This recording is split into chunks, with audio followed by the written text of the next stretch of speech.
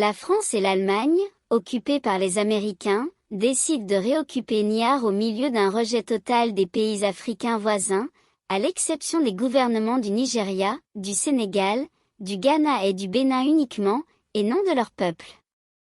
Tous les indices confirment que les colonies françaises en Afrique vont disparaître, quoi qu'en fassent l'Amérique et certains pays de l'Union européenne, qui soutiennent l'occupation des pays africains faibles.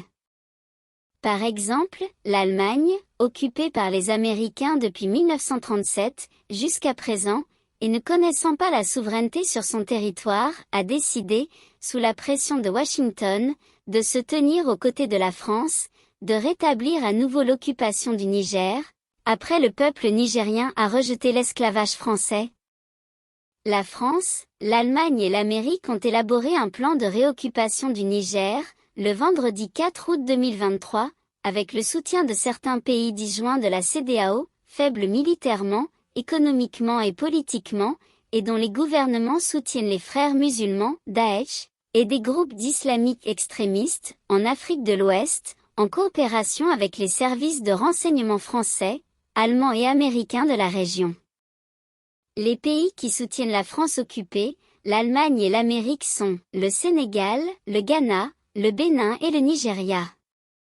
Ghana et Bénin.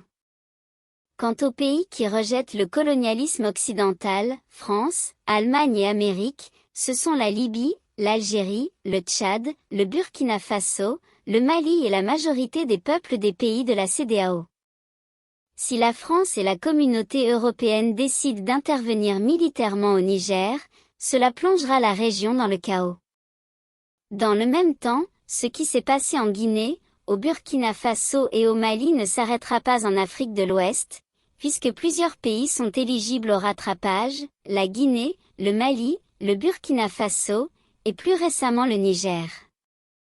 On sait que le Niger est le centre de présence des forces de la France, des États-Unis et de l'Allemagne, qui assument, faussement, les tâches de lutte contre les groupes terroristes en Afrique de l'Ouest. En fait, le renseignement de ces pays occidentaux soutient les groupes terroristes dans ces pays, en raison de la poursuite du chaos là-bas.